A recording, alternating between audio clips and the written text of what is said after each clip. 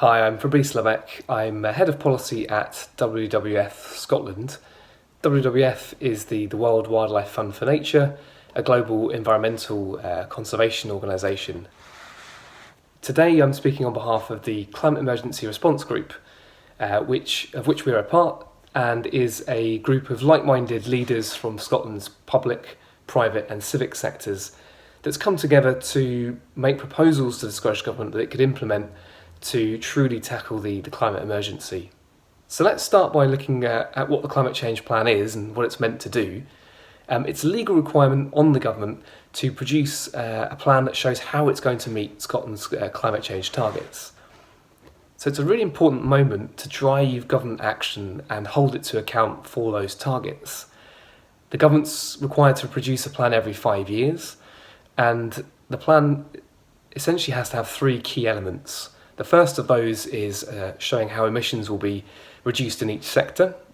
The plan should show the level of carbon reduction achieved in each sector, and maybe most crucially of all, the policies and proposals that the government's going to bring forward to make those emissions cuts happen.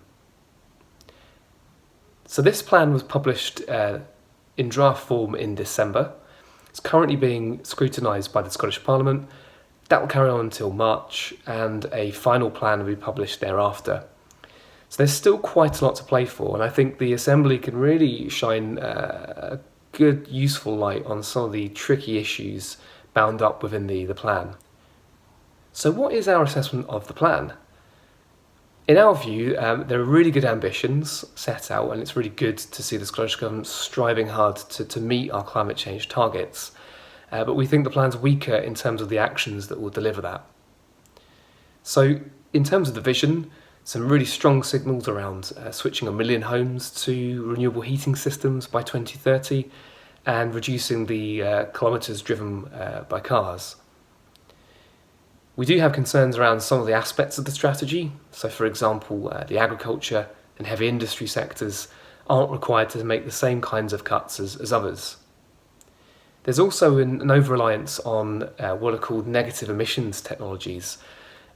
These essentially suck carbon out of the atmosphere, but these are used in the plan at the expense of more tried and tested means of reducing emissions, as well as behaviour change. Most importantly of all, we think that the policy framework is weak. So too many of the government actions are at the drawing board stage rather than definite and firm. So whilst it's great to see lots of plans being made, the process of bringing those about and implementing them is just too slow to really be worthy of the climate emergency. There are lots of other good steps within the plan on skills, supply chains, and there have been good funding commitments from the Scottish Government, but it's really the policies that we need to see strengthened.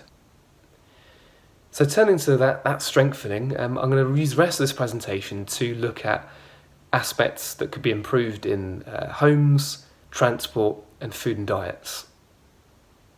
So starting off with homes, we know that more needs to be done on energy efficiency, which is a really vital first step. There's a big investment needed. Unfortunately, a lot of our homes in Scotland are old and leaky, and it's been estimated that bringing them up to a net zero compatible level of efficiency will cost around £7 billion. The climate change plan reiterates the government's strategy for this, which is to subsidise installations in the least well-off homes. That's around 20% of the housing stock, and it will use regulation to require homeowners to pay for upgrades themselves. Now I'm going to focus on that last bit because homeowners represent the biggest chunk of the housing stock, about 60%, so it's where we can have the biggest impact. And that regulation would work by simply saying that from a certain date you won't be allowed to rent or sell a property that doesn't meet a specified standard of energy efficiency. On average, it would cost around £6,000 to bring a home that isn't compliant with that standard up to scratch, but it's worth bearing in mind that those improvements will save money and make a home warmer and healthier. So the climate change plan says the government will consult on this by 2022. and introduce the measure by 2025. So we're concerned that it's quite a slow pace of action and the details still quite vague. We don't know exactly how this will apply, whether it will be at point of sale or rental. It's often the case with these regulations that the government will want to give a really long lead-in time before they become law, so that people can prepare and the industry can adapt. So it could be closer to 2030 before we see this really driving the scale of change that we need, by which point we may have lost a decade during which we could have been doing these upgrades. It's also worth bearing in mind that this proposal has been in the last few climate change plans. Politicians, I think, are fearful of public perception and conscious that people tend to prefer to invest their cash in kitchens and bathrooms. But obviously there are ways to mitigate this. The government could provide additional grants to help people cover those costs.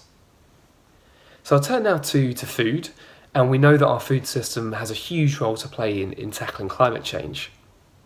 It's a complex area, and it needs a joined up government approach which coordinates changes to what we eat, what we grow, where we get our food from, and what we waste.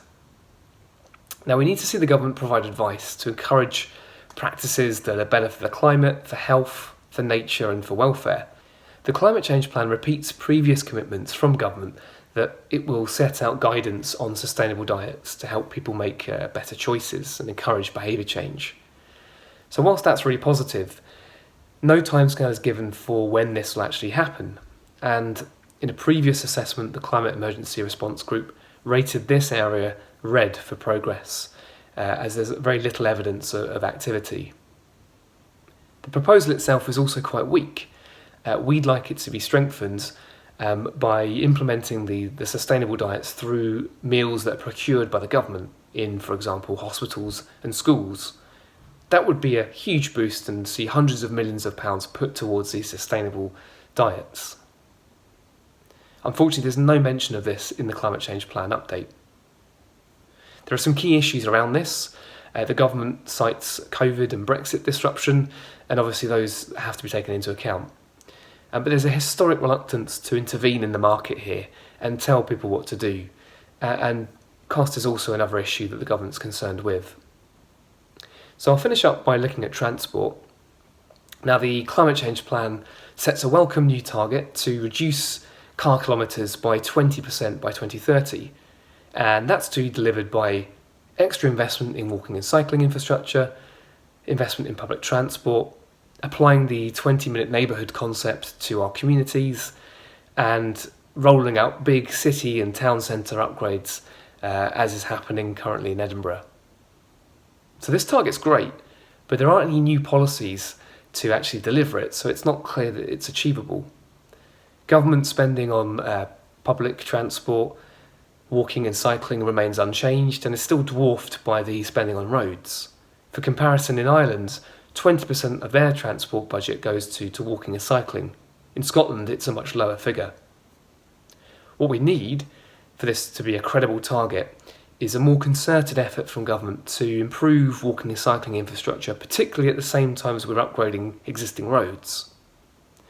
We also need to look at alternatives to road capacity, so exploring alternative means for people to get around rather than simply expanding the roads that we have. And finally, another doubt in terms of the deliverability of this proposal in the plan is the capacity of councils to play their part. They're really crucial in delivering a lot of this infrastructure, like bike lanes, bus lanes. But one of the barriers that we've found is that their capacity to deliver is quite constrained. They need more resources and a better ability to roll this out if we're to have a chance of meeting that 2030 target. So that's a snapshot of some of the policies that the Climate Emergency Response Group would like to see improved. And I think the Assembly is in a really unique place to bring in the views of ordinary non-specialist people to this process in a way that hasn't really happened before.